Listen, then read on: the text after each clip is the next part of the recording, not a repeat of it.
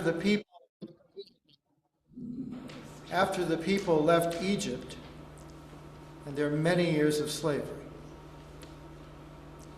From Exodus 17, directed by God, the whole company of Israel moved on by stages through the wilderness, through the desert, where they set up camp near Mount Horeb. There wasn't a drop of water for the people to drink. So the people took Moses to task. Give us water to drink. But Moses said, well, why are you pestering me? Why are you testing God?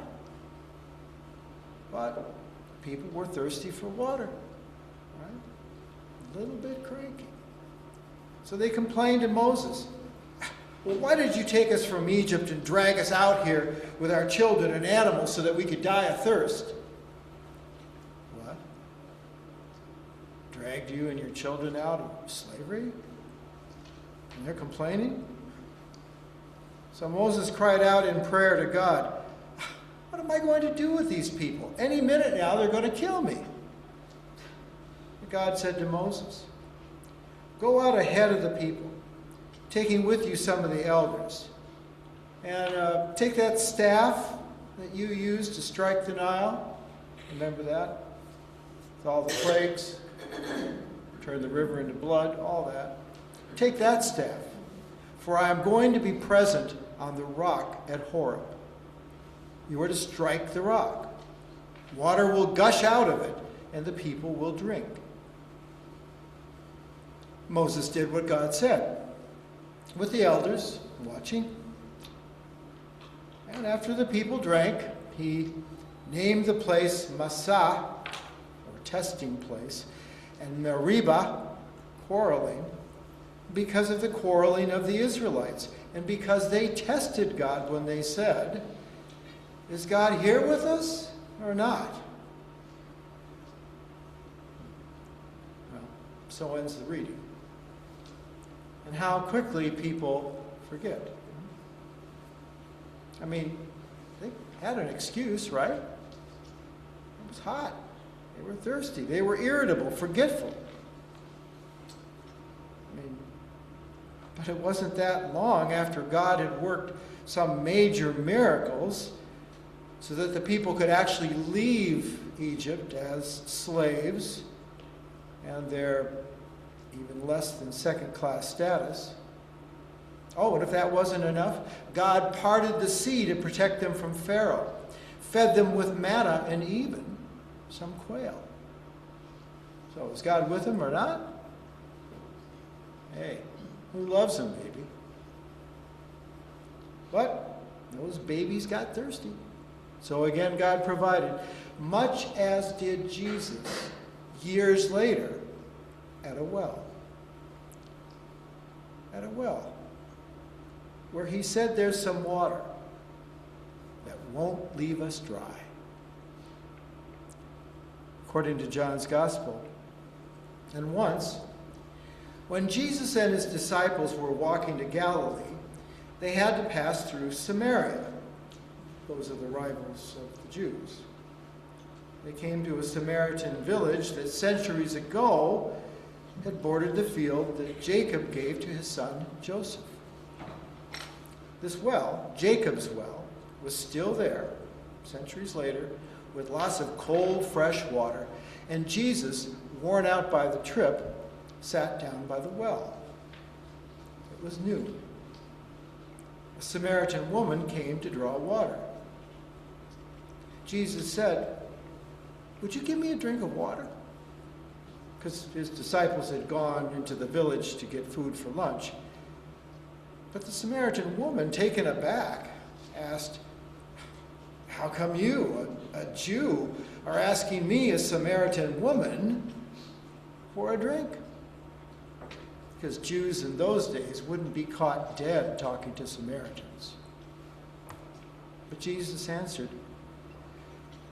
if you knew the generosity of God and who I am, you would be asking me for a drink, and I would give you fresh, living water.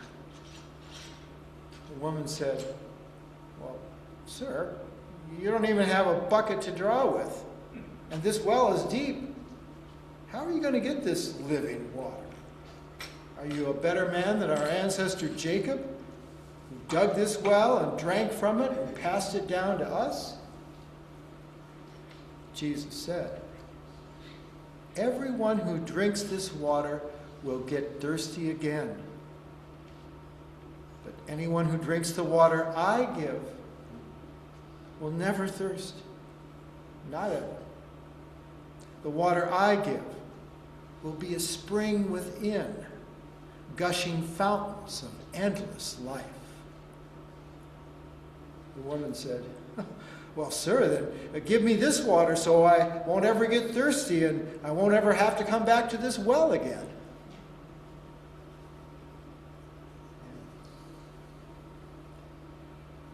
Well, the story went on, but, bless that woman's heart.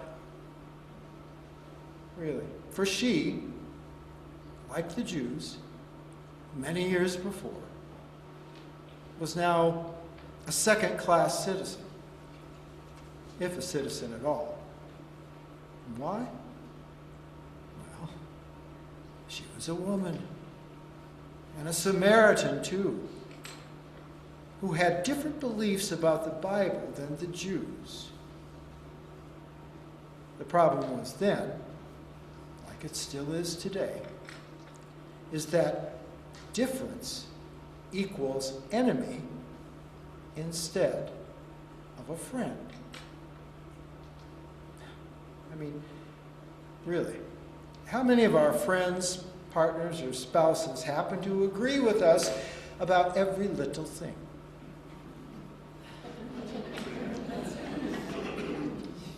No hands?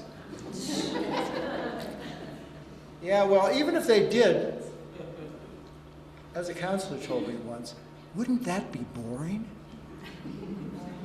Huh?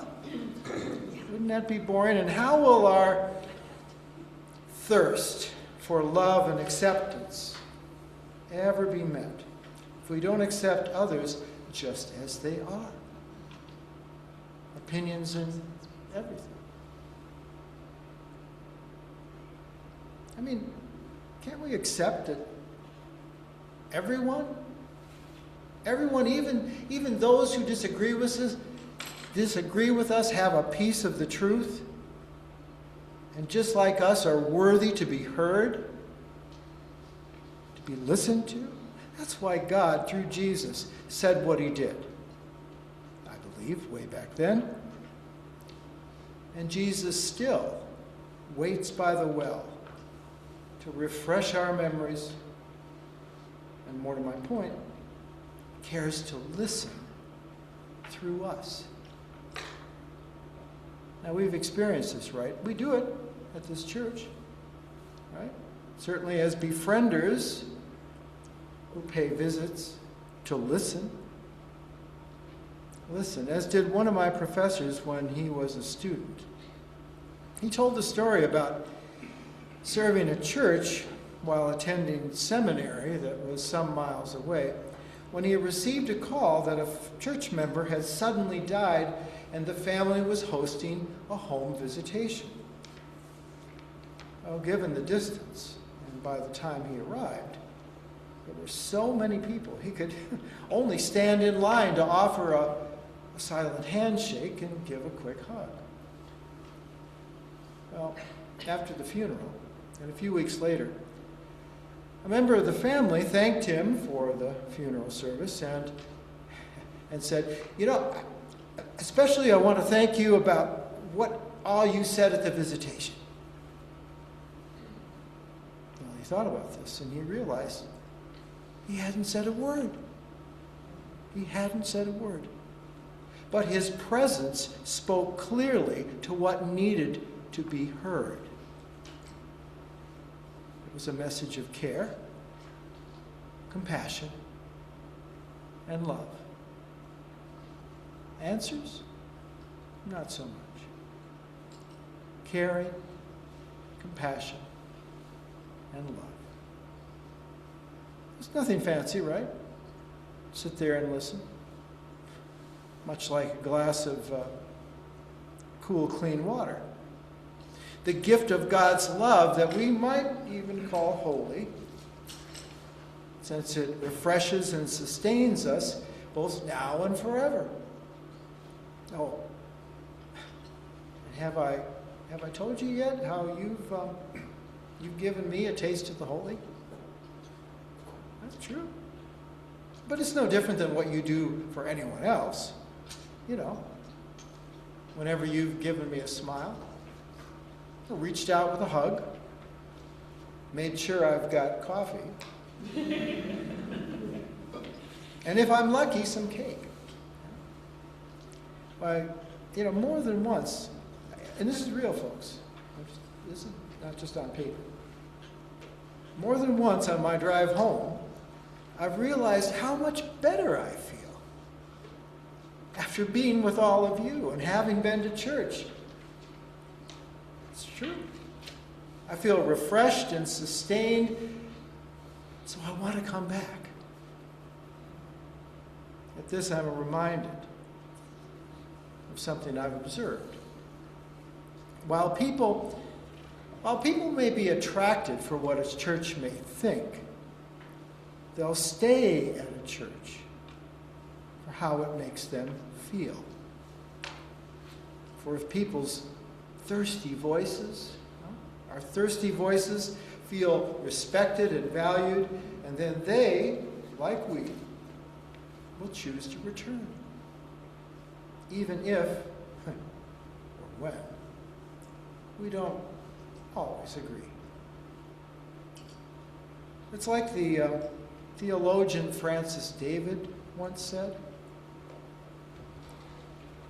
we don't need to think alike in order to love alike.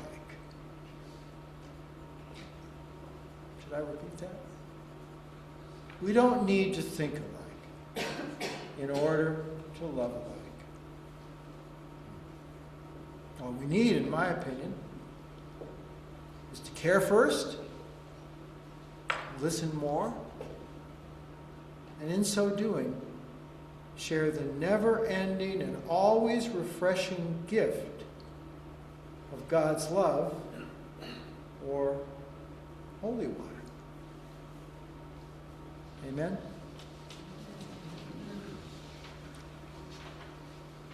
Well, God's cool, clear voice often comes to us like music.